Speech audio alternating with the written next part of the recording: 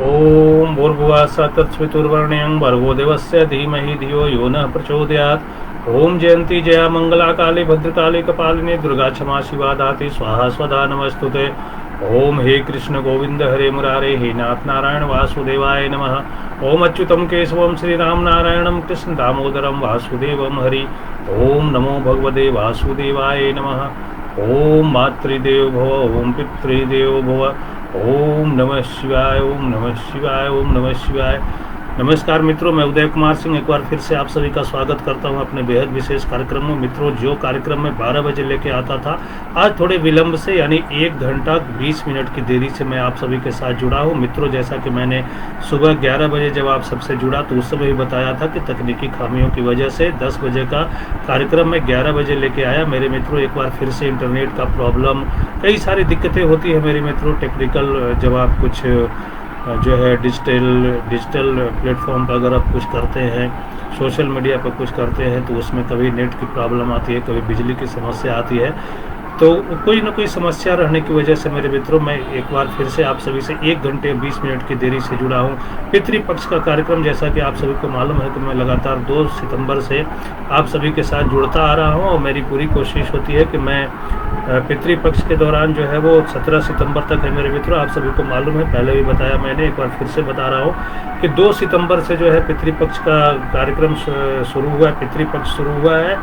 और अपने पितरों के निमित्त जो है मेरे मित्रों, तमाम जो है देशवासी देश विदेश में जो है अपने पितरों के निमित्त जो है तर्पण पिंडदान वगैरह किए जा रहे हैं। और इसी कड़ी में मित्रों, आज मैं, जैसा कि आप सभी को जैसा बताया पहले भी लगातार बताता आता हूँ कि 2 सितंबर से 17 सितंबर तक पितृपक्ष है।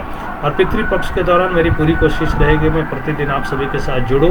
देर सवेर जुड़ूंगा मेरे मित्रों, हो सकता है 1 घंटा देर हो जाए, लेकिन जुड़ूंगा अवश्य। मेरी ये पूरी कोशिश होती है कि इसलिए कि मैं वादा नहीं करता, मैं कोशिश करता हूं मेरे मित्रों। चूँकि वादे जो है टूट जाते हैं, कोशिशें हमेशा कामयाब होती हैं, इसलिए मैं कोशिश करने की बात बोलता हूं।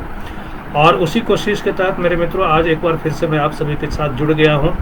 और तमाम जो है अहम जानकारियाँ, महत्वपूर्ण जानकारियाँ जो आपके लिए जानना जरूरी है, पितृपक्ष के दौरान किस प्रकार से आप अपने पितरों को प्रसन्न कर सकते हैं, उसके बारे में बताऊंगा। कुछ उपाय भी बताऊंगा और साथ ही साथ मेरे मित्रों आपको ये भी बताऊंगा कि किस वृक्ष का, किस पौधे को लगाएंगे, किस वृक्ष को जो है क्या वृक्षारोपण करेंगे तो आपको जो है पितर प्रसन्न होंगे और पितरों का आशीर्वाद आपको प्राप्त होगा। आज ये तमाम विस्तृत जानकारियाँ आप सभी को मैं देने वाला हूँ मेरे मित्रों। और मैं आगे बढ़ूंगा उससे पहले हमारे साथ अशोक सिंह जी जुड़ गए हैं, हमारे साथ राधा कृष्ण जी जुड़ गए हैं। आप दोनों का मैं बहुत बहुत धन्यवाद करता हूं हमसे जुड़ने के लिए।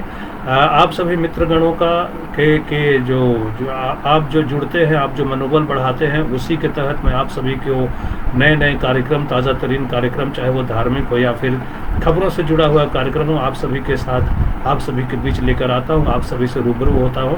और इसी कड़ी में मेरे मित्रों, मैं आप सभी के साथ जुड़ा हूं। अशोक सिंह जी के साथ साथ राधा कृष्णन भी हमसे जुड़े हुए हैं। आप दोनों का, मित्रों का बहुत बहुत धन्यवाद करता हूं मैं।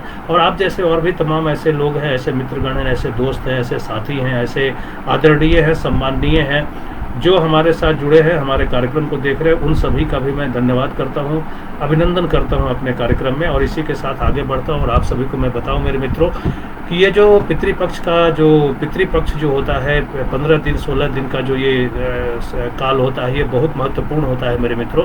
देवगणों को तो आप तो जो है पूरे साल जो है पूजते हैं, पूजन करते हैं, देवताओं के लिए आप जो है पूरे साल अनुष्ठान कराते हैं, पूजन अर्चन कराते हैं। लेकिन यही वो 15 दिन होता है मेरे मित्रों, जिसके दौरान आप अपने पूर्वजों को, जिससे आप हैं आज इस धरती पे, जिनकी रक्त जो है वो आपके शरीर में दौड़ रहा है, उनके प्रति, अपने पूर्वजों के प्रति, अपने पितरों के प्रति, अपने जो है पितृ के प्रति, अपने माता के प्रति, अपने पिता के प्रति, अपने दादा के प्रति, अपनी दादी के प्रति, अपने जो है पितामह के प्रति पितामह के प्रति जो है आप जो है वो श्रद्धा भाव रखते हैं, उनको मान सम्मान देते हैं। और उसी श्रद्धा भाव और मान सम्मान के वजह से जो है वो आप पे प्रसन्न होते हैं, आपके ऊपर जो है वो आपके ऊपर जो है वो अनुकंपा बरसाते हैं, आपको आशीर्वाद प्रदान करते हैं और अपने पितरों के आशीर्वाद से, अपने पूर्वजों के आशीर्वाद से आपका जीवन जो है, आप अपने जीवन को खुशहाल बनाते हैं, कल्याणकारी बनाते हैं, मंगलकारी बनाते हैं। और मेरे मित्रों, ये बहुत महत्वपूर्ण जो है 15-16 दिन का जो समय होता है, उसमें न सिर्फ आप अपने पितरों के प्रति, अपने पूर्वजों के प्रति सम्मान प्रकट करते हैं, बल्कि श्रद्धा प्रकट करते हैं। साथ ही साथ आप उनके निमित्त जो है वो पिंड दान करते हैं, साथ ही साथ तर्पण करते हैं, दान पुण्य करते हैं। अपने पूर्वजों के प्रति वो तमाम चीज़ें, तमाम वस्तुएं जो है वो दान करते हैं, जिससे उनको प्रसन्नता होती है। मान लिया मेरे मित्रों, आप सब मान लीजिए कि आपके पिता नहीं हैं, लेकिन आपको ये मालूम है कि आपके पिता को क्या पसंद था, वो क्या खाना पसंद करते थे, वो क्या वस्त्र पहनना पसंद करते थे, वो अपने जीवन में क्या कुछ करना चाहते थे। मेरे मित्रों, उनकी जो भी अधूरा जो सपने रह गए हैं, जो अधूरी मनोकामनाएं उनकी रह गई हैं, उनको पूर्ण करने के लिए आप जो कुछ भी इस 15-16 दिन के दौरान करेंगे, उससे आपके पितरी जो है, आपके माता पिता प्रसन्न होंगे, आपके जो दादा दादी हैं वो प्रसन्न होंगे, आपके जो पितामह और प्रति पितामह हैं वो प्रसन्न होंगे और वो आपको आशीर्वाद देंगे। उनके आशीर्वाद से मेरे मित्रों, आपके जीवन में जो खुशहाली आएगी, धन्य धान्य की प्राप्ति होगी, आपको जो है समाज में मान सम्मान मिलेगा, घर से जो है गृह कलेश दूर होगा। साथ ही साथ आपको जो है, आप जो भी मनोकामना करते हैं, आपके मन में जो भी कामनाएं होती है, आपके पूर्वजों के आशीर्वाद से वो पूर्ण होता है मेरे मित्रों, और अवश्य ही पूर्ण होता है।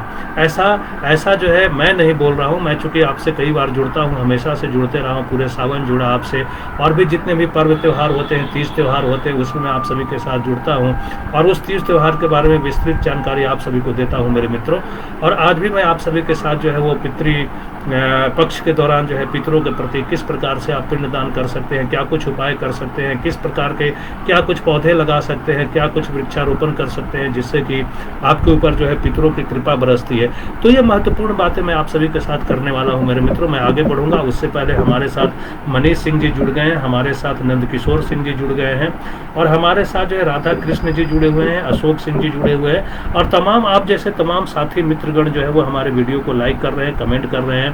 लिहाजा आप सभी के प्रति मैं जो हूँ धन्यवाद करता हूँ, आप सभी का अभिनंदन करता हूँ अपने कार्यक्रम में। आप सभी के प्रति मैं कृतज्ञता व्यक्त करता हूँ, आप सभी के प्रति आभार प्रकट करता हूँ, आप सभी के प्रति जो है वो धन्यवाद ज्ञापित करता हूँ। क्योंकि मेरे मित्रों, जो भी कार्यक्रम मैं लेके आता हूँ उसमें आपका सहयोग बहुत जरूरी होता है। आप अपना बहुमूल्य समय निकालते हैं, हमारे साथ जुड़ते हैं, हमारी बातों को सुनते हैं, मेरे कार्यक्रम को पसंद करते हैं, और इसीलिए मैं बोलता हूँ मेरे मित्रों कि जो भी बातें मैं करता हूँ उसको न सिर्फ आप सुनिएगा, बल्कि अपने जीवन में उतारने का प्रयास करिएगा, चेष्टा करिएगा।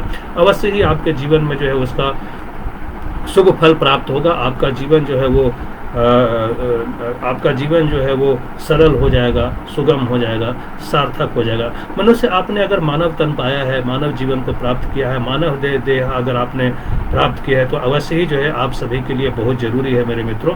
इसलिए जरूरी है कि आपको जो भी जो है वेदों में, पुराणों में, धर्म ग्रंथों में, उपनिषदों में जो भी बातें कही गई है, वो भी बातें मैं आप सभी को बताता हूँ। और आपके जीवन के कल्याणार्थ जो है, जो भी महत्वपूर्ण चीजें होती हैं, महत्वपूर्ण बातें होती है मेरे मित्रों, वो अवश्य ही आप सभी को करना चाहिए। और आप देखिए मित्रों, आप मान लिया आपके माता पिता आपके साथ है, आज जिंदा है, तो ये आप भाग्यवान मानिए, अपने आप को सौभाग्यशाली मानिए कि आपके माता पिता जो है वो आपके साथ हैं। क्योंकि माँ और पिता का ऋण जो है मेरे मित्रों, मातृ ऋण और पितृ ऋण भी होता है। ये तो आप जो है पूरे एक जन्म क्या 7 जन्म में भी नहीं उतार सकते हैं। आप कहाँ से, क्या आप कभी ऐसा कर सकते हैं, आप अपनी माँ को अपने उदर में, अपने गर्भ में कभी रख सकते हैं क्या? कभी नहीं रख सकते हैं। इसलिए आपको ये ध्यान रखना चाहिए मेरे मित्रों कि वो माता पिता दोनों की बात मैं करूंगा मेरे मित्रों। वो माँ जो कि 9 महीने तक आपको अपने गर्भ में रखती है, और जहाँ जाती है वहाँ आपको ढोते चलती है। आप मान लिया फिर आप जन्म लेते हैं, आप जो है माँ के गर्भ से बाहर आते हैं, आप जो है इस धरती पे आते हैं, इस खुली हवा में सांस लेते हैं। उसके बाद आपकी माँ का रोल जो है वो और महत्वपूर्ण हो जाता है मेरे मित्रों। आप बच्चे होते हैं तो आप जो है वो बिस्तर गीला करते हैं, कपड़े गंदा करते हैं।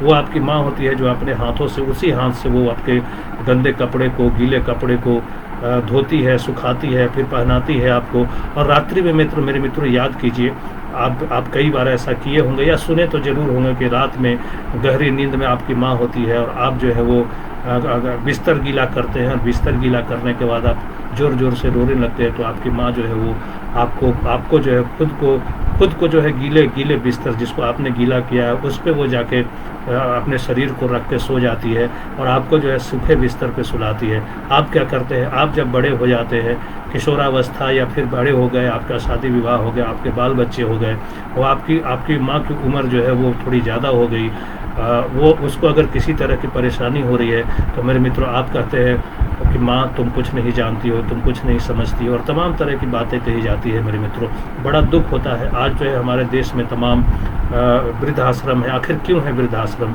आपको वो माँ जो आपको गर्भ में 9 महीने तक पालती है, अपने खून से सींचती है, वो अपने खाने तक का ख्याल रखती है कि वो ऐसा खाना खाती है, वो मन का खाना नहीं खाती है मेरे मित्रों, कि अगर मैं कुछ इस तरह का खाना खा लिया, खट्टा मीठा या गर्म तासीर का या फिर ठंडे तासीर का खाना खा लिया, तो मेरे बच्चे को तकलीफ होगी, मेरा बच्चा बीमार हो जाएगा।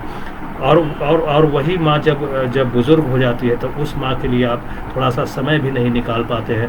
आपको याद सिर्फ ये रखना है मेरे मित्रों, कि वो जो आपकी माँ है, जो आपको पैदा करती है, आपको जनती है, आपकी जो जननी है, और उसके बाद आपको वो चलना सिखाती है, आपकी प्रथम पाठशाला है, वो आपको बोलना सिखाती है, आपको ये सिखाती है कि आपको आपके जीवन में किस प्रकार से रहना है, किस प्रकार से चलना है। आपको हाथ से पकड़ के, एक उंगली पकड़ के, अपनी माँ की उंगली पकड़ के आप चलना फिरना सीखते हैं। और जब उस माँ की उम्र होती है कि आप उसको चला फिरा सके, तो आप क्या करते हैं, आप उसको तेज देते हैं, आप उसको त्याग देते हैं। आप जो है माँ को बोलते हैं कि तुम कुछ नहीं जानती हो, तुम यहाँ पड़ी रहती हो, तुम वो करती हो, तुम गंदगी फैलाती हो, और आप जो है उसको वृद्धाश्रम भेज देते हैं। और आप, ये गलत है मेरे मित्र, मैं ये कह रहा हूँ, ये गलत है। तो ये सिर्फ माताओं के लिए नहीं, ये पिता पे भी लागू होता है। वो पिता जो कि पूरे ज़िंदगी जो है वो आपके लिए काम करता है, आपके लिए खटता है, आपके लिए कमाता है, आपको बड़ा करता है, आपको पढ़ाता लिखाता है, आपको वस्त्र पहनाता है, आपको कपड़े देता है। आप जो है जब बड़े होते हैं तो क्या करते हैं, आप उसे दुख पहुंचाते हैं, कुछ ऐसी बातें बोलते हैं जो उसको कटु वचन आप बोलते हैं, आप उसका अपमान करते हैं, अपने पिता का, अपने माता का जो है अपमान करते हैं। इसीलिए मेरे मित्रों, मैं बार बार आप सभी से कहता हूं कि अगर आपके माता पिता हैं तो आप सौभाग्यशाली हैं, आप भाग्यशाली हैं, वो आपके साथ है। जितना हो सके मेरे मित्रों आप उनकी सेवा करिए, आप उनको जैसे आप प्रसन्न रख सकते हैं आप प्रसन्न रखिए, बोली से, कुछ वक्त दे के, कुछ वस्तु दे के, जैसे भी आप प्रसन्न रख सकते हैं मेरे मित्रों, आप अपने माता पिता को प्रसन्न रखिए। अगर आप सौभाग्यशाली हैं, आपके माता पिता अभी भी आपके साथ हैं तो। अगर नहीं है मेरे मित्रों आपके माता पिता, तो कोई भी आपके आस पड़ोस में, मोहल्ले में, घर में, परिवार में, समाज में बुजुर्ग है, बुजुर्ग महिला है या फिर बुजुर्ग पुरुष है, कोई भी है जो कि आपके माता पिता के समान है, आपके दादा दादी के समान है, आप उसके लिए वो हर कुछ करिए जिससे कि वो प्रसन्न हो मेरे मित्रों। यदि उस बुजुर्ग का, उस माता समान बुजुर्ग का, उस पिता समान बुजुर्ग का अगर हाथ आपके सिर पे रख दिया मेरे मित्रों, तो आप समझ लीजिए कि आपके जीवन का कल्याण हो गया मेरे मित्रों। इसलिए मैं बार बार बोलता हूं आप सभी को कि सेवा जो है बड़ी चीज है मेरे मित्रों। सेवा से बड़ा कोई धर्म नहीं है, किसी को प्रसन्न करने से बड़ा कोई पुण्य नहीं है मेरे मित्रों। किसी को आप हंसा दिए, किसी रोते को हंसा दिए, किसी भूखे को खाना खिला दिए, किसी निर्वस्त्र को अगर आप वस्त्र पहना दिए मेरे मित्रों, तो इससे बड़ा पुण्य कुछ नहीं है, इससे बड़ा धर्म कुछ नहीं है। लाखों कमाइए, करोड़ों कमाइए, अरबों कमाइए, महल में रहिए, बड़ी बड़ी लंबी कारों में चलिए, लेकिन वो सुख नहीं मिलेगा मेरे मित्रों जो सुख आपको किसी को कुछ देने में मिलता है, किसी की सेवा करने में मिलता है। इसलिए मेरे मित्रों, मैं हमेशा और बार बार आप सभी को 3 मंत्र देने की बात बोलता हूँ कि 3 मंत्रों को, ये तीन चीजें जो है हमेशा याद रखिए मेरे मित्रों। अगर आपने मानव तन पाया है, अगर आपने मानव जीवन प्राप्त किया है, तो आपको 3 चीजें हमेशा याद रखनी है अपने सफल जीवन के लिए। आपको क्या करना है, आपको अपने माता पिता की सेवा करनी है। माता पिता नहीं है तो किसी भी आपके आस पड़ोस में बुजुर्ग है, जैसा कि मैंने बोला, घर परिवार, आस पड़ोस, समाज में, मोहल्ले में कोई भी बुजुर्ग महिला या पुरुष है, माता आपके माता पिता के समान है, आपके दादा दादी के समान है, आपके नाना नानी के समान है, तो आप उनको जो है प्रसन्न कीजिए, चाहे जैसे आप प्रसन्न कर सकें। उसके लिए आपको वस्त्र देने हो, उनकी सेवा करनी हो, जैसे भी करना हो आप उनको प्रसन्न करिए। आप कभी उन बुजुर्गों को जो है वो कटु वचन मत बोलिए, कभी उनका अपमान मत करिए, कभी उनको जो है वो ऐसी मत बातें बोलिए जिससे कि उनको नाराजगी हो। और मेरे मित्रों, मैं ये बताता हूँ आप सभी को कि ये जो आपको मानव जीवन मिला है ना, ये आपको सेवा के लिए ही मिला है। करोड़ों अरबों रुपए हैं आपके पास, बड़े बड़े महल में रहते हैं, लंबी लंबी कारों में घूमते हैं आप, तो वो असली सुख नहीं है मेरे मित्रों। असली सुख वो है किसी को आपने किसी रोते को हंसा दिया, ये असली सुख है। किसी के पाँव में अगर जूते चप्पल नहीं है, उनको अगर आपने जूते चप्पल पहना दिए तो वो असली सुख है मेरे मित्रों। कोई भूखा है मेरे मित्रों, कोई भूखा है उसको आप भोजन करा दीजिए, ये असली सुख है। अगर आप वास्तव में जो है भगवान को प्रसन्न करना चाहते हैं, परमात्मा को प्रसन्न करना चाहते हैं, उनका आशीर्वाद प्राप्त करना चाहते हैं, तो ये सब करना जरूरी है मेरे मित्रों। अरे यहाँ आए हैं तो कोई अमीर कोई गरीब बहुत सब दिन के लिए थोड़ी आए हैं। आया है सो जाएगा राजा रंग फकीर, सबको तो जाना है एक न एक दिन। तो इकट्ठा करके क्या करना है, जो भी आता है आपसे जो ज़्यादा जरूरी, ज़्यादा जो आपको लगता है कि मेरी ज़रूरत से ज़्यादा है, तो उसको आप दीजिए, लोगों के बीच बांटिए, आपको सुख मिलेगा, आपके जीवन में खुशहाली आएगी, आपको शांति की प्राप्ति होगी मेरे मित्रों। खैर मैं जो हूँ मेरे मित्रों थोड़ा आगे बढ़ूंगा और आप सभी को बताऊंगा कि जो किस तरह से जो है पितृपक्ष के दौरान जो है आप सभी को क्या कुछ करना चाहिए, उसके बारे में मैं जल्दी से बता दूंगा आप सभी को। मित्रों आप सभी को पता है कि पितृपक्ष चल रहा है और इन दिनों जो है पितरों के निमित्त श्राद्ध किए जा रहे हैं, और मान्यता है कि पितृपक्ष में पितर धरती पर आते हैं और श्राद्ध करने पर प्रसन्न होते हैं और आशीर्वाद देकर लौट जाते हैं। पर यहाँ यह जानना सबसे जरूरी है मेरे मित्रों कि श्राद्ध कर्म तब तक पूरा नहीं होता है जब तक उनमें ये 5 चीजें शामिल न की जाए। और 5 चीजों में मेरे मित्रों मैं पहले भी आप सभी को बताया हूँ कि श्राद्ध में 5 चीजें बहुत जरूरी है। उसमें जैसे कि मैंने आपको बोला तिल का होना जरूरी है, कुशा का होना जरूरी है, उसके बाद और तमाम बातें मैं आप सभी को बता चुका हूं मेरे मित्रों, और आगे भी कोशिश करूंगा कि आपको बताऊं। और मेरे मित्रों आप सभी को बताऊं कि इस बार जो है 2 सितंबर से पितृपक्ष शुरू हुआ है और 17 दिसंबर तक चलेगा। पितृपक्ष में लोग पितरों को याद करते हैं और श्राद्ध जो है श्राद्ध करते हैं, उनके निमित्त तर्पण करते हैं और उनके निमित्त जो है वो पिंडदान करते हैं। जो भी आप श्रद्धा से मेरे मित्रों जो भी करते हैं अपने पूर्वजों के प्रति, उसी को श्राद्ध कहा जाता है। और अगर आप उनको जल देते हैं तो उसको तर्पण कहा जाता है, और पिंडदान के रूप में आप अपने पूर्वजों को अन्न देते हैं मेरे मित्रों। जैसा कि मैंने आपको बताया कि अगर मान लिया आपके पिता नहीं है, लेकिन आपको पता है कि मेरे पिता को क्या पसंद था, वो क्या खाना ज़्यादा पसंद करते थे, किस तरह के पकवान उनको ज़्यादा पसंद थे, किस तरह के वो वस्त्र पहनना चाहते थे, और उनके जीवन में वो क्या कुछ ऐसा करना चाहते थे जो किसी कारणवश वो नहीं कर सके। मेरे मित्रों ये तमाम चीज़ें अगर आप करेंगे ना, आपके वो पिता हो या फिर दादाजी हो या फिर परदादा जी हो, आप जो भी काम उनके जो है पूर्ण नहीं हो सके हैं, जो अपने जीवन में वो करना चाहते थे, आप कोशिश कीजिए वो पूर्ण करने का, अवश्य ही वो प्रसन्न होंगे। और उनकी मदद से, उनके आशीर्वाद से आप जो भी काम करेंगे ना, तो वो जो है निर्विघ्न पूरा होंगे मेरे मित्रों, उसमें कोई विघ्न बाधा नहीं आएगी। तो मेरे मित्रों मैं ये कह रहा हूँ कि पितृपक्ष में लोग पितरों को याद करते हैं और श्राद्ध तर्पण और पिंडदान आदि करते हैं, और माना जाता है कि पितरों के लिए श्राद्ध और तर्पण करने वाले के घर में सुख शांति का वास होता है मेरे मित्रों। और सनातन धर्म में पितरों को जो है देव स्वरूप माना गया है, जैसा कि मैंने पहले भी बताया। तो देवताओं को तो आप प्रतिदिन पूजन करते हैं, लेकिन पितृपक्ष के दौरान जो आप सिर्फ पितरों को जो है, पितरों को पूजन के लिए, पितरों को जो है प्रसन्न करने के लिए, पितरों के निमित्त कुछ भी करने के लिए आपके पास यही 15-16 दिन होते हैं। इस दौरान आपको हर वो कोशिश करनी चाहिए, हर वो प्रयास करना चाहिए, शास्त्रोक्त विधि से वो सारी क्रियाएं करनी चाहिए, जैसे पिंडदान, तर्पण, उसके बाद श्राद्ध या फिर दान पुण्य, आप जो भी करना चाहते हैं इन 16 दिनों के दौरान आप कर सकते हैं, जिससे आपके जो पितृ है मेरे मित्रों प्रसन्न होंगे और आपके ऊपर जो है उनकी अनुकंपा, इतनी अनुकंपा बरसेगी कि आपका जो है सब कुछ, जितना आपके सामने जो भी परेशानियां होंगी, आपके जीवन में जो भी कष्ट होंगे, सारे मिट जाएंगे मेरे मित्रों। और ये मैं नहीं कह रहा हूँ, ये विद्वानों से पूछ लीजिए, ये शास्त्रों में पढ़ लीजिए, ये वेदों में कही गई बातें हैं। तो मैं मित्रों ये बोल रहा था कि सनातन धर्म में पितरों को जो है देवता स्वरूप माना गया है, और यह भी कहा जाता है कि पितरों का कर्ज एक जन्म में नहीं चुकाया जा सकता, इसलिए उनके निधन के बाद भी श्राद्ध करते रहने से पितृ ऋण जो है वो चुकाया जा सकता है। और श्राद्ध के दौरान किए गए संकल्प में से पितरों को कुछ न कुछ मेरे मित्रों अवश्य ही प्राप्त होता है, अगर अपने पितरों के निमित्त जो भी पितृपक्ष के दौरान आप करते हैं। मैं मित्रों एक बार एक बात और बता दूं, मैं पहले भी बताता हूं, एक बार फिर से आज भी अभी भी बता रहा हूं, वो ये है कि आप जो है आप आर्थिक रूप से कितना सक्षम है। अगर आप आर्थिक रूप से सक्षम नहीं है, यदि नहीं है, आपके पास इतना धन नहीं है कि आप जो है बहुत 56 भोग लगा सकते हैं, आप अपने पितरों को जो है प्रसन्न करने के लिए अगर आप 56 प्रकार के पकवान नहीं बना सकते हैं, भोग नहीं बना सकते, तो आप मेरे मित्रों जितने में हैं, जैसे भी सक्षम हैं, उतना ही करिए। आप एक मतलब आप जो है एक पूरी सब्जी और खीर बना के जो है अपने पितरों के निमित्त जो है वो उनको अर्पित कर दीजिए, उसी से वो प्रसन्न हो जाएंगे मेरे मित्रों। और इतना ही नहीं, मैं तो ये भी कहूँगा कि अगर वो भी नहीं है आपके पास इतने भी धन नहीं है कि आप वो भी कर सकते हो, आप जो है नज़दीक के किसी भी सरोवर में जाइए, क्योंकि अभी कोरोना काल चल रहा है। तो आप गया में जो पितृपक्ष का मेला लगता है वहाँ जा नहीं सकते हैं, पुनपुन के किनारे मेला लगता है वहाँ जा नहीं सकते हैं, हरिद्वार या काशी में आप जा नहीं सकते हैं। तो आप क्या करिए कि अगर आपके पास उतना कुछ भी नहीं है अगर आपके पास, हालांकि ऐसा आज के समय में बहुत कम ही लोग ऐसे हैं जिनके पास की 50-100 रुपये भी नहीं है, जो कि अपने पितरों के को प्रसन्न करने के लिए उसके, लेकिन मान के चलते हैं हम कि ठीक है, नहीं है आपके पास वो भी। तो आप क्या करिए, अपने गांव के पास या अपने घर के पास जो भी सरोवर है, नदी है, तालाब है, वहाँ जाइए।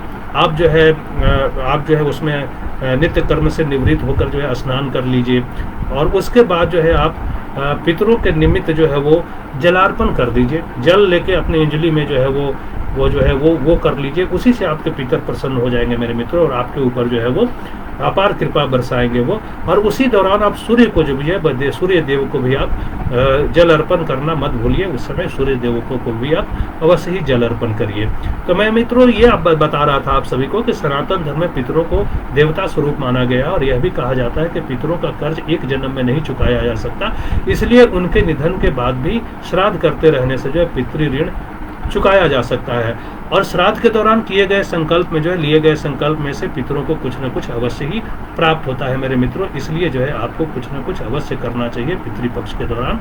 मित्रों आगे बढ़ूंगा और आप सभी को बताएंगे, जैसा कि मैंने शास्त्रों की बात कही, तो शास्त्रों में कहा गया है कि पितृपक्ष में जो है सुबह उठकर, यानी सुबह जो है नित्य कर्म से निवृत्त होकर उठकर जो है आप कुछ खास काम किए जाएं आपके द्वारा, तो उससे जो है आपके पितर जो है वो खुश होते हैं, प्रसन्न होते हैं। आपके जो पितरी हैं, आपके जो पूर्वज हैं मेरे मित्रों, ऐसा शास्त्रों में कहा गया है कि पितृपक्ष में सुबह उठकर कुछ खास काम अगर आपके द्वारा किए जाएं तो आपके पितर उससे प्रसन्न होते हैं। साथ ही साथ माता लक्ष्मी भी आपकी कृपा बरसाती है। माता लक्ष्मी की मेहरबानी से आपके घर के भंडार भरे रहते हैं मेरे मित्रों। मैं ये कह रहा था कि शास्त्रों में कहा गया है कि पितृपक्ष में सुबह जाकर कुछ खास काम किए जाए तो पितर प्रसन्न रहते हैं, साथ ही माता लक्ष्मी भी अपनी कृपा बरसाती है। और नियम से ये काम करने से न केवल दरिद्रता दूर होती है मेरे मित्रों, बल्कि कुंडली के दोष भी खत्म हो जाते हैं। जैसे मैं बार बार आप सभी को बोलता हूं कि पितृ दोष है, अगर आपके पूर्वज मेरे मित्रों किसी भी कारण से, किसी भी वजह से, किसी के कहीं से भी कोई गलती आपसे हो गई है, तो वो उसकी वजह से जो है आपके जब पितृ जो है, आपके पूर्वज जो है वो नाराज हो जाता है, तो आपके ऊपर जो है वो पितृ दोष लग जाता है, आपके कुंडली में पितृ दोष हो जाता है मेरे मित्रों। और उसके निमित्त जो है उसको हटाने के लिए आपको तमाम तरह के दान पुण्य करने पड़ते हैं। तो मेरे मित्रों मैं आप सभी को जो है एक बहुत ही उपयोगी उपाय आज बताऊंगा, जिसको करने से आपकी समस्त समस्याओं का शमन हो जाएगा। न सिर्फ पितर प्रसन्न होंगे, न सिर्फ पूर्वज प्रसन्न होंगे मेरे मित्रों, बल्कि माता लक्ष्मी भी आपके ऊपर मेहरबान होंगी और आपके भंडार जो है सदा भरे रहेंगे। तो मैं ये बता रहा हूँ मेरे मित्रों कि नियम से काम करने से न केवल दरिद्रता दूर होती है, बल्कि कुंडली के दोष, जितने भी दोष हैं वो समाप्त हो जाते हैं। आपको करना क्या है मेरे मित्रों, जो मैं उपाय बता रहा हूँ उसको ध्यान से सुनिएगा। आपको करना क्या है पितृपक्ष के दौरान, तो सुबह जो है अपने घर के मुख्य द्वार को जल में जो है हल्दी मिलाकर धोइए। आपको क्या करना है मेरे मित्रों, मैं एक बार फिर बता रहा हूँ कि पितृपक्ष के दौरान किसी भी दिन सुबह जो है उठिए और अपने घर के जो मुख्य द्वार हैं आपके घर के, उसको जो है जल में हल्दी मिलाकर, यानी हल्दी मिले हुए जल से उसको बढ़िया से ठीक से धोइए। और ऐसा करने से मेरे मित्रों घर में उन्नति होती है और कभी भी धन की कमी नहीं होती है। ये महत्वपूर्ण उपाय है मेरे मित्रों, इसको अपनाइए और देखिए अवश्य ही इसका आपको लाभ प्राप्त होगा। और मैं एक बात और बताऊंगा मेरे मित्रों कि सुबह अपने घर के मुख्य द्वार को जल में हल्दी मिलाकर धोने से, ऐसा करने से जो है घर में उन्नति होती है, घर में प्रगति आती है और कभी भी आपको धन की कमी नहीं होगी। और दूसरी ओर मेरे मित्रों परिवार के सदस्यों के बीच जो है वो प्रेम संबंध भी बने रहते हैं ऐसा करने से। इसके अलावा पितृपक्ष में मेरे मित्रों सुबह उठकर छत पर बाजरे के दाने डालने चाहिए। माना जाता है कि ऐसा करने से न केवल पुण्य प्राप्त होता है, बल्कि घर परिवार में जो है वो शांति बनी रहती है और इससे पितरों और ईश्वर का आशीर्वाद भी प्राप्त होता है। मेरे मित्रों, मैं एक बार फिर से बता रहा हूँ, जो उपाय बता रहा हूँ आप सभी को बहुत महत्वपूर्ण बता रहा हूँ आप सभी को। और आप सभी को मैं ये बताया मेरे मित्रों सबसे पहले कि पितृपक्ष के दौरान किसी भी दिन आप जो है एक बाल्टी में या एक लोटे में इतना जल होना चाहिए जिससे कि आपका मुख्य द्वार जो है वो धुल जाए। तो उतना जो है जल लीजिए और उसमें हल्दी मिलाइए, और उस हल्दी मिले जल से आपके घर का जो मुख्य द्वार जो है ना उसको आप ठीक से धोइए। और ऐसा जब आप करते हैं मेरे मित्रों, तो ऐसा करने से आपको अगर धन की कमी हो रही है, आपको जो है इतना धन प्राप्त नहीं आ रहा है जिससे कि आप अपने घर परिवार को चला सके, तो आप जो है ऐसा करिए। अवश्य ही आपके घर में उन्नति होगी, धन की प्राप्ति होगी आपको, और परिवार के सदस्यों के बीच जो है वो प्रेम संबंध भी बने रहेंगे, मधुर संबंध बने रहेंगे मेरे मित्रों। इसके साथ क्या करना है आपको, तो इसके अलावा आपको पितृपक्ष में सुबह उठकर छत पर जो है बाजरे के दाने डालने हैं। बाजरा आप समझते होंगे, जो कि कबूतर को हम लोग डालते हैं वैसे भी।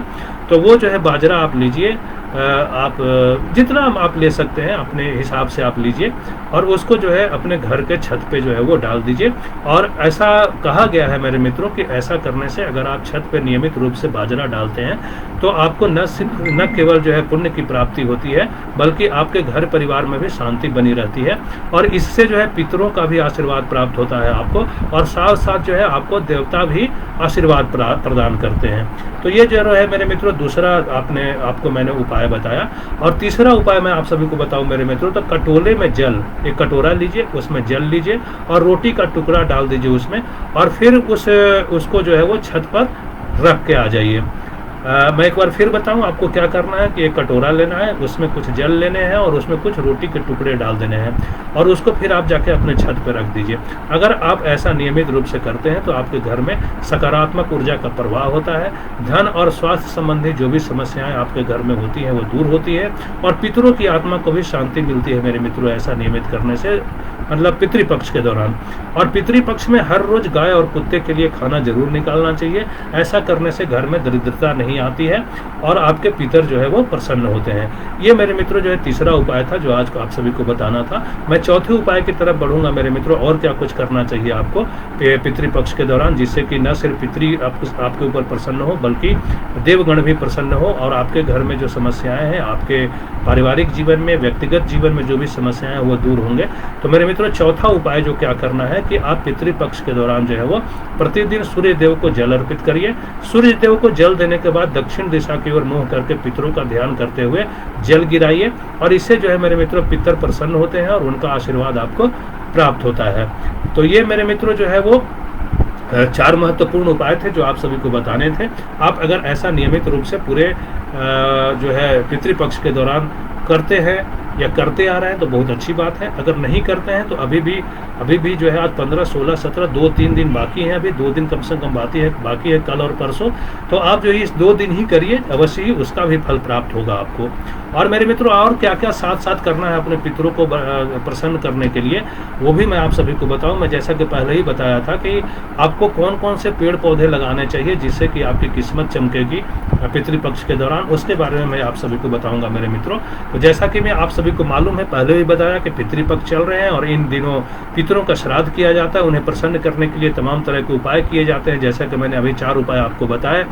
और पितरों के लिए तर्पण और पिंडदान भी किया जाता है। तमाम लोग कर रहे हैं, जो नहीं कर रहे हैं वो जो है आगे करेंगे, कल और परसों करेंगे। मेरे मित्रों परसों जब मैं बार बार कह रहा हूँ तो उस दिन जो है वो भाद्रपद की अमावस्या तिथि है, और अमावस्या का जो मेरे मित्रों अगर आपके परिवार में, आपके समाज में कोई ऐसा व्यक्ति हो जिसकी मृत्यु की तिथि आपको मालूम नहीं हो, उनकी मृत्यु कब हुई है, तो वो जो है वो 17 सितंबर को, जो कि अमावस्या है, भाद्रपद की अमावस्या तिथि है, उस दिन आप उनके निमित्त जो है वो पिंडदान कर सकते हैं, तर्पण कर सकते हैं। अवश्य ही उसका उनको फल प्राप्त होगा, उनको स्वर्ग की प्राप्ति होगी।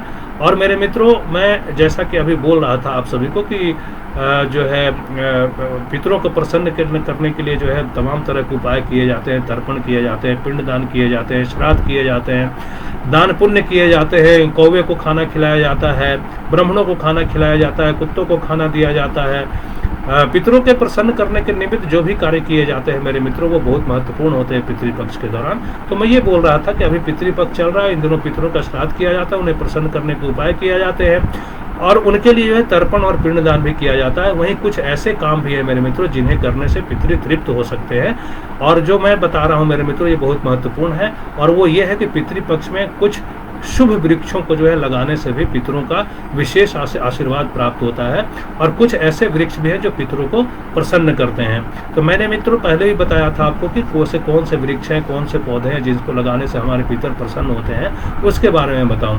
तो मेरे मित्रों सबसे पहले मैं जो पीपल की बात करूंगा, और ऐसे में जो है ऐसे पेड़ में सबसे पहले जो है वो पीपल आता है। और पीपल के पेड़ जो है पीपल का पेड़ जो है उसको श्राद्ध नाम है। और पीपल वृक्ष में जो है पितृपक्ष में मेरे मित्रों पीपल का वृक्ष लगाना चाहिए। इस वृक्ष को लगाने से पितरों का आशीर्वाद प्राप्त होता है, और धार्मिक दृष्टि से पीपल का वृक्ष पूजनीय है। पितृपक्ष में पीपल के वृक्ष की पूजा करना भी बहुत शुभ होता है, और श्राद्ध में नियमित रूप से पीपल के वृक्ष के नीचे दीपक जलाना चाहिए। और पीपल का वृक्ष लगाने से मेरे मित्रों गुरु चंडाल योग भी समाप्त हो जाता है। आप सभी को मालूम हो मेरे मित्रों कि जो पीपल का जो वृक्ष है, भगवान श्री कृष्ण ने स्वयं उसके बारे में कहा है कि वह स्वयं जो है पीपल के वृक्ष है। और पीपल के वृक्ष के तने से लेकर मेरे मित्रों जड़ से लेकर और तने तक, तने से लेकर पत्तों तक, सब में जो है 33 कोटि देवताओं का वास माना गया है मेरे मित्रों। और इसका वर्णन जो है तमाम वेदों, शास्त्रों, पुराणों में भी किया गया है। और भगवान श्री कृष्ण ने स्वयं भी बोला है कि मैं वृक्षों में पीपल हूँ। तो मेरे मित्रों ये पीपल का वृक्ष लगाना, पेड़ लगाना जो है न सिर्फ पितृपक्ष में बल्कि वैसे भी बहुत महत्व रखता है। अगर आप पितृपक्ष के दौरान अपने पितरों को के निमित्त जो है वो पितरों को प्रसन्न करने के उद्देश्य से अगर आप पीपल का वृक्ष लगाते हैं तो अवश्य ही उसका आपको लाभ प्राप्त होता है। और मेरे मित्रों इसी के साथ मैं जैसा कि बताया आपको कि इससे पीपल का वृक्ष अगर आप लगाते हैं पितृपक्ष के दौरान तो आपकी कुंडली में अगर गुरु चांडाल योग बना हुआ है, आपके जीवन में अगर वो परेशान कर रहा है गुरु चांडाल योग, तो वो भी समाप्त हो जाता है। दूसरे पेड़ की बात करूंगा, दूसरे वृक्ष की बात करूंगा मेरे मित्रों, तो वो है बरगद। और शास्त्रों में बरगद को जो है बेहद शुभ वृक्ष माना गया है। और बरगद आयु बढ़ाने वाला और मोक्ष प्रदान करने वाला पेड़ माना जाता है मेरे मित्रों। और पितरों की मुक्ति के लिए बरगद के नीचे बैठकर शिव जी की पूजा करनी चाहिए। और इसके अलावा जो है बरगद के वृक्ष की परिक्रमा भी करनी चाहिए। आप वैसे भी देखते होंगे मेरे मित्रों कि एक जो महिलाएं पूजा करती है, वट वृक्ष का पूजा करती है, सावित्री वट जब व्रत जब धारण करती है मेरे मित्रों, तो उस समय जो है वो महिलाएं बरगद के पेड़ के चारों तरफ जो है वो धागा लपेटती है। आप सभी को मालूम है उसके बारे में। तो बरगद का वृक्ष मेरे मित्रों वैसे भी स्वास्थ्य के लिए भी बहुत अच्छा है।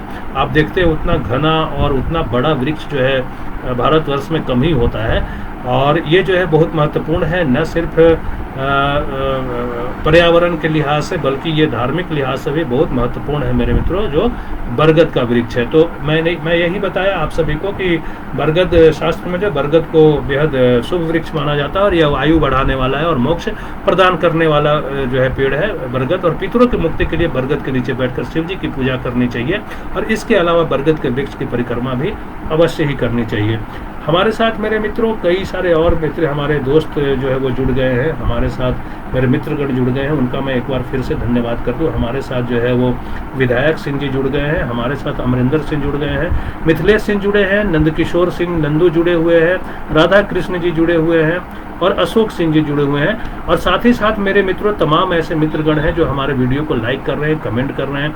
मैं आप सभी का जो है अभिनंदन करता हूं, आप सभी का स्वागत करता हूं मैं अपने बेहद विशेष कार्यक्रम में। मित्रों मैं आपका आभारी हूं कि आप जो है अपना बहुमूल्य समय निकाल के हमारे इस कार्यक्रम को देखते हैं। और इसलिए मैं मित्रों आप सभी से प्रतिदिन कई बार आप सभी से अनुनय विनय करता हूं, अपने कार्यक्रम के दौरान आपसे विनती करता हूं, आपसे प्रार्थना करता हूं कि आप न सिर्फ हमारी बातों को सुनिएगा बल्कि इनको अपने जीवन में उतारिएगा। आप एक प्रयास कीजिए, जो भी मैंने उपाय बताए या अभी भी जो बता रहा हूं मेरे मित्रों, एक बार उसको अपना कर देखिएगा। आपका जीवन अवश्य ही जो है वो इससे आपके जीवन की दशा और दिशा बदलेगी मेरे मित्रों। आप अपने जीवन में जो भी चाहते हैं वो अवश्य ही प्राप्त होगा आपको। इसलिए मैं बोलता हूं मेरे मित्रों कि मैं जो भी बातें बोलता हूं वेदोक्त बातें बोलता हूं, पुराणों में कही गई बातें बोलता हूं, शास्त्रों और धर्म ग्रंथों में कही गई बातें बताता हूं। तो ये अवश्य ही मेरे मित्रों आप सभी को अपने जीवन में अपनाना चाहिए और अपने जीवन को न सिर्फ सार्थक बल्कि सरल और सुगम बनाना चाहिए। मित्रों इसी के साथ आगे बढ़ूंगा और अगले वृक्ष के बारे में बात करूंगा।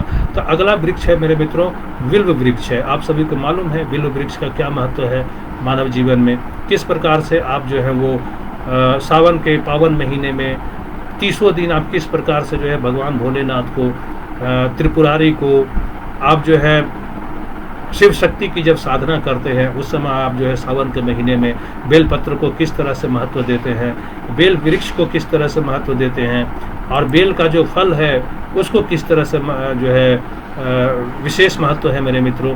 हमारे जीवन में मतलब बेल वृक्ष जो है मेरे मित्रों, उसका मानव जीवन में बहुत गहन महत्व है और इसका इस्तेमाल आप हर जगह करते हैं। और यहाँ भी कहा गया है मेरे मित्रों कि पितृपक्ष में पितरों का आशीर्वाद प्राप्त करने के लिए बेल का वृक्ष लगाना बहुत महत्वपूर्ण होता है। और इसके साथ ही श्राद्ध में बेल के वृक्ष की पूजा करने से, अमावस्या के दिन शिव जी को बेलपत्र और गंगा जल अर्पित करने से सभी पितरों को मेरे मित्रों मुक्ति मिलती है। अमावस्या, जिस अमावस्या की मैं बात कर रहा हूँ मेरे मित्रों, जो कि 17 सितंबर को होगा, उस अमावस्या की बात कर रहा हूँ मैं। और उस अमावस्या के दिन यानी 17 सितंबर को, आने वाले 17 सितंबर को अगर आप जो कि श्राद्ध पितृपक्ष का पावन अवसर है मेरे मित्रों, उस दौरान अगर आप बेल के वृक्ष की पूजा करते हैं और अमावस्या के दिन शिव जी को बेलपत्र और गंगा जल अर्पित करते हैं, तो आपके पितर जो है ना, जो आपके पूर्वज है, वो कहीं अगर किसी भी योनि में जन्म ले लिए हैं अपने पूर्व कर्मों के हिसाब से, तो उनको जो है मेरे मित्रों उनसे मुक्ति मिल जाती है, उनको स्वर्ग लोक की प्राप्ति हो जाती है मेरे मित्रों। और मैं आप सभी को यह भी बताऊं कि दरअसल बेल का वृक्ष जो है भगवान शिव को बेहद प्रिय है। और अगर वृक्ष पितृपक्ष में बेल का वृक्ष लगाया जाता है तो अतृप्त आत्मा को जो है शांति प्राप्त होती है। अगर आपके पूर्वज अतृप्त हैं, किसी कारणवश आप उनके मन की तृप्ति को पूरा नहीं कर पा रहे हैं, उनकी आत्मा को तृप्त नहीं कर पा रहे हैं, तो मेरे मित्रों इतना अवश्य कर लीजिएगा कि आप जो है पितृपक्ष के दौरान कोई भी बेल का एक पौधा लगा लीजिए। और आपको क्या करना है कि उसको जो है आप पोषण कीजिए, पालन कीजिए। और पूरे जो है मेरे मित्रों, जो सावन का महीना था, जब शिव शक्ति की हम साधना कर रहे थे सावन के पावन महीने में, तो बेल पत्र की महिमा हमने गाई थी, बेल वृक्ष की महिमा गाई थी, बेल का जो मेरे मित्रों फल है उसके बारे में मैंने बहुत विस्तार से बताया है। तो मेरे पिछले वीडियो को आप जाकर देख सकते हैं, उसको जो है तमाम जानकारियां मिलेंगी। कुल मिला के ये है मेरे मित्रों कि मानव जीवन में बेल वृक्ष का बहुत महत्व है, बेल के पौधे का बहुत महत्व है, उसके पत्तियों का महत्व, मतलब पूरे बेल का पेड़ का आप पत्ती ले लीजिए, जड़ ले लीजिए, तना ले लीजिए, उसके फल को ले लीजिए, बहुत महत्व है मेरे मित्रों। और अगर आप शिव जी को प्रसन्न करना चाहते हैं, भगवान शिव को प्रसन्न करना चाहते हैं, तो आप जो है अमावस्या के दिन जो है आप जो है भगवान शिव को जो है वो बेल पत्र का अर्पित कीजिए और साथ ही साथ गंगा जल अर्पित करिए। इससे न सिर्फ भगवान शिव जो है आपके ऊपर प्रसन्न होंगे, बल्कि शक्ति का भी आपको वरदान प्राप्त होगा और साथ ही साथ आपके पितर जो है उनको भी मुक्ति मिलेगी मेरे मित्रों। जैसा कि मैंने बताया कि बेल का वृक्ष जो है भगवान शिव को बेहद प्रिय है और अगर पितृपक्ष में बेल का वृक्ष लगाया जाता है तो अतृप्त आत्मा को शांति मिलती है।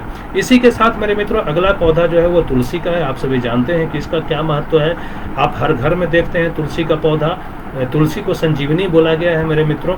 और अगर मैं बात करूं तो पितृपक्ष में घर में पितृपक्ष के दौरान घर में तुलसी का पौधा जरूर लगाना चाहिए और कहा जाता है कि तुलसी का एक पत्ता भी वैकुंठ तक पहुंचा सकता है और शास्त्रों के अनुसार मेरे मित्रों ऐसा कहा जाता है। और अगर पितृपक्ष में तुलसी का पौधा लगाकर उसकी देखभाल की जाए तो पितरों को मोक्ष की प्राप्ति होती है और तुलसी के पौधे में नियमित जल देने से पितरों को तृप्ति मिलती है मेरे मित्रों। तो ये भी है बहुत महत्वपूर्ण बातें मैंने बताई।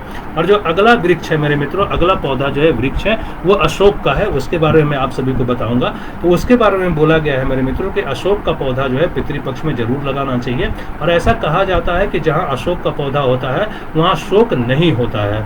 अशोक पौधा जो है वो घर के मुख्य द्वार में लगाने से घर में नकारात्मक ऊर्जा जो है वो प्रवेश नहीं करती है और पितरों का आशीर्वाद भी प्राप्त होता है। यानी अशोक का पौधा जो वो घर के आगे लगाना चाहिए, द्वार के आगे, मुख्य द्वार के आसपास लगाना चाहिए मेरे मित्रों।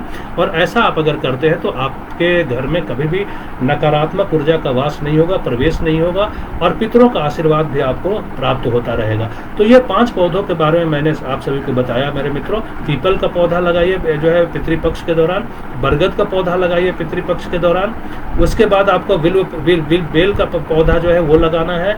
उसके साथ ही साथ मेरे मित्रों तुलसी का पौधा लगाइए और अशोक का पौधा लगाइए। अगर पितृपक्ष के दौरान ये तमाम उपाय आप कर लेते हैं, जो कि मैंने ऊपर भी आप सभी को बताया, 4 उपाय जो है ऊपर बताया, और ये 5 जो है नीचे, जो कि पौधा लगाने की बात है मेरे मित्रों। अगर आप ऐसा पितृपक्ष के दौरान करते हैं, अपने पितरों को निमित्त मानकर करते हैं, तो अवश्य ही उनको जो है मुक्ति प्राप्त होगी, उनको जो है स्वर्गलोक की प्राप्ति होगी, और आपके जीवन में जितनी भी तमाम परेशानियां होंगी, दिक्कतें होंगी, वो भी खत्म हो जाएगा मेरे मित्रों। तो मेरे मित्रों आज जो है पितृपक्ष के कार्यक्रम में इतना ही। आप सभी हमारे साथ जुड़े, बहुमूल्य समय निकाला, मेरी बातों को सुना, इसके लिए बहुत बहुत धन्यवाद। अब मैं विदा लूंगा आप सभी से। ओम भूर्भुवः तत्सवितुर्वरेण्यं भर्गो देवस्य धीमहि धियो यो नः प्रचोदयात्। ओम नमो भगवते वासुदेवाय नमः। नमस्कार दोस्तों, प्रणाम दोस्तों, आप सभी हमारे साथ जुड़े, इसके लिए बहुत बहुत धन्यवाद आप सभी का। नमस्कार।